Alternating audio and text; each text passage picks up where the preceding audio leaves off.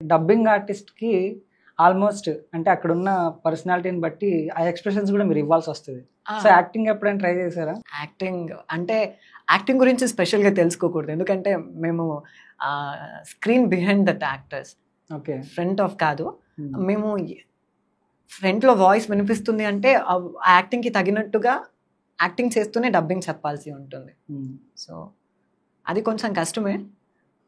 But చేయగలం. So, మీ ఈ dubbing videos చూసి గానీ, ఇంటర్వ్యూస్ చూసి గానీ, బిగ్ స్టార్స్ ఎవరైనా మీకు పర్సనల్‌గా మెసేజ్ చేయడం గానీ, మళ్ళీ చెప్పారు ఇలా పొగడ్తలు ఏమైనా వచ్చాయా? కామెంటరీ చాలా వచ్చాయి. ఎవరైనా ఒక స్టార్ హీరో గానీ, హీరోయిన్ గానీ, సాయి పల్లవి దాకా రీచ్ అయిందా మీ ఆల్మోస్ట్ రీచ్ అయి ఉంటుంది. But some peoples has told me okay పర్ఫెక్ట్‌గా ఉంది, బాగుంది. మా కన్నడలో ప్రొడక్షన్ వాళ్ళ మూవీ తీసుకున్న వాళ్ళు ఓకే తనది బాగుంది. అయినా బయటికి రావు అనుకున్నాం, ఇంకా ఆపేస్తావు అనుకున్నాం, బయటికి వచ్చింది కదా అని చాలా మంది చెప్పారు. నా కజిన్స్ చెప్పకూడదు అంటే బయటికి రాకూడదు అనుకున్నావు కదా, ఎందుకు తెలిసింది అని అడిగారు. సో నేను అది చేయలేదు. పర్సనల్ గా ఫోన్ చేసి ఎప్పుడైనా ఏమన్నా మాట్లాడడం జరిగిందా సాయిపల్లి గారు ఏమైనా మీకు? లేదు అంటే పెద్దగా ఎవరు చెప్పరు నేను డబ్బింగ్ చెప్పిన వాళ్ళు. అవికా గోర్ గారు రెస్పాన్స్ అయ్యారు అండ్ రియాజ్ సుమన్ గారు అయ్యారు. ఓకే. ఇంకా సమంత గారు నుంచి కామెంట్ వస్తుంది అని ఎక్స్పెక్ట్ చేస్తున్నాను. మేబీ మీ ఇంటర్వ్యూ వల్ల రీచ్ అయితే ద బెస్ట్ వే. ఓకే, తప్పకుండా చూస్తే కమెంట్ చేస్తారు.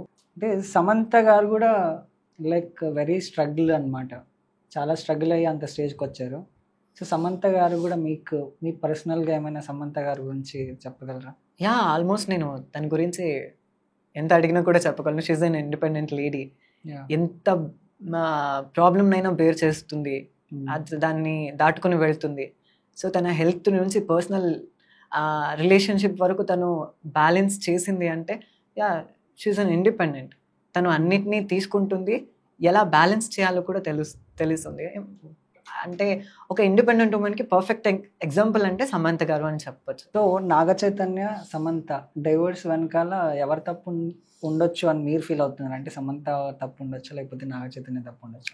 That's our personal matters. నాకు తెలియదు కదా, నేను వాళ్ళ గురించి నాకు పెద్దగా తెలియదు. మూవీ డబ్బింగ్ అంతే తెలుసు, అంతకు మించి వాళ్ళందరి గురించి నేను తెలుసుకోలేదు. సో ఆ డైవర్స్ అయిన విషయం కూడా నాకు నియర్లీ 6 months వరకు తెలియదు. సమంత వాయిస్ చాలా మందికి ఆమె వాయిస్కి ఫ్యాన్స్ ఉంటారు, సపరేట్ ఫ్యాన్స్ ఉంటారు. సో ఆమె వాయిస్ సాంగ్స్ కానీ అలాంటివి చాలా ఇష్టం అనమాట. సమంత గారి సాంగ్ ఏమైనా ఒకటి పాడగలరా? ఎగ్జాక్ట్లీ పాడతాను. ఓకే. పైలోకంలో వాడు ఎప్పుడో ముడి వేశాడు, విడిపోదే తను వాన వెళ్ళంట తగువాన చల్లంట, నాలోని ప్రేమ విరహం మధురం, తను కంటి పాపంట తన జంట నువ్వంట విడదీయలేదంట, విరహం మధురం మనసా మళ్ళీ చూసా నీ కళ్ళల్లో చూసా నూరేళ్ళ కాసా. అది వచ్చేసి ఏమాయ చేసావలో ఉంటుంది కదా, అది చాలా బాగా పడుతుంది. అంటే ఇది it's not at all practised అనమాట, మీరు ప్రాక్టీస్ చేయకుండానే మీ ఓన్ వాయిస్ అలా వస్తుంది. చిన్నప్పటి నుంచి అంతేనా మీ వాయిస్?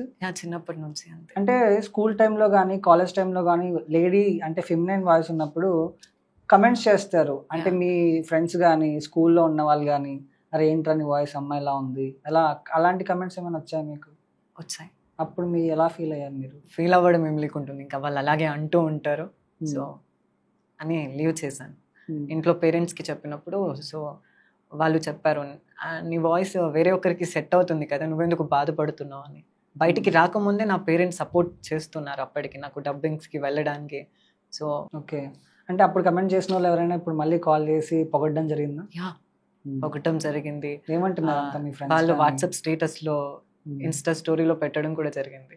సో నా ఇన్స్టాలో ఒక బయో లింక్ ఉంటుంది, మెసేజ్ ఆఫ్ ద సక్సెస్ అని. Revenge is message of the success. మొత్తానికి కమెంట్స్ గురించి మనం మాట్లాడుకుంటే ఇంకొక చిన్న కమెంట్ చూపిస్తాను. అంటే విష్ణుప్రియ గారు మీకు కమెంట్ చేశారు, అంటే అవునా wow nice doesn't she dub for our movies అని పెట్టింది. అంటే సాయి పల్లవి తన మూవీస్కి ఆమె డబ్బింగ్ చెప్పుకోలేదా అని ఒక క్వశ్చన్ మార్క్. సో మీరు ఎలా స్పందిస్తారు దీని మీద? When she is in busy time, ఆ టైంలో మేము ట్రాక్ చెప్పడం జరుగుతుంది. ఆర్ ఆ ట్రాక్ మ్యాచ్ అయితే ఒరిజినల్కి పెట్టుకుంటారు.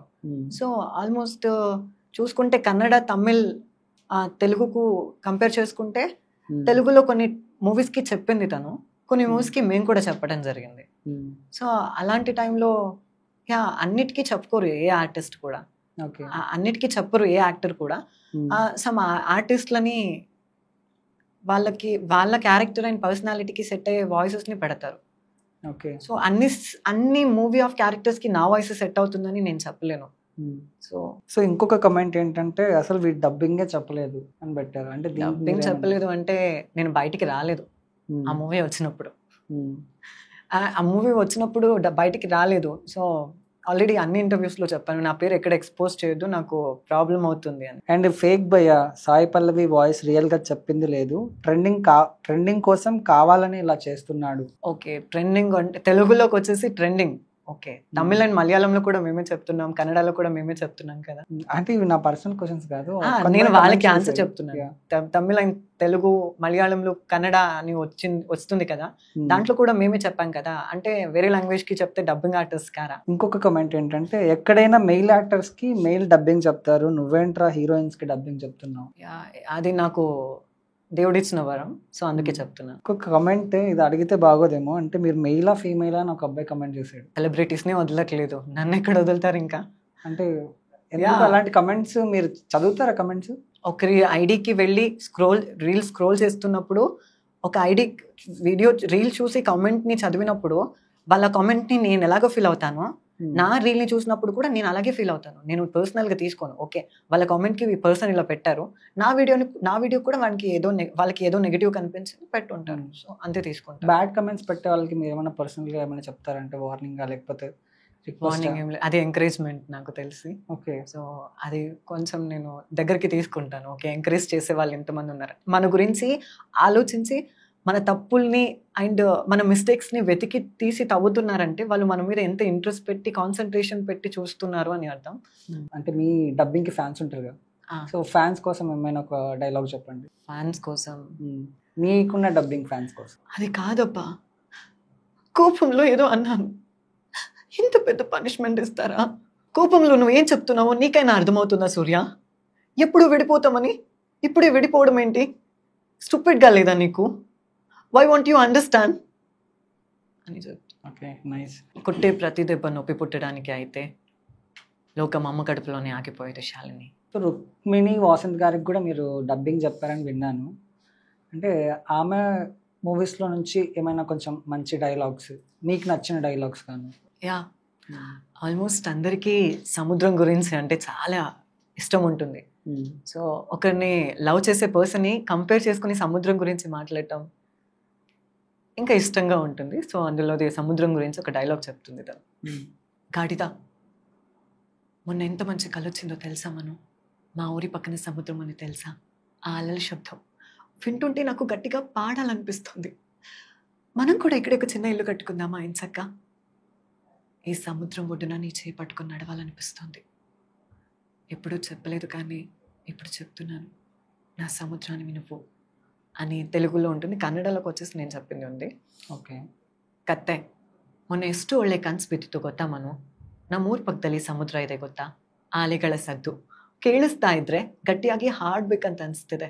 ಈ ಸಮುದ್ರದ ತೀರದಲ್ಲಿ ನಿನ್ನ ಕೈ ಹಿಡ್ಕೊಂಡು ಸುಸ್ತಾಗೋವರೆಗೂ ನಡಿಬೇಕು ಅನ್ನೋ ಆಸೆ ಉಂಟು.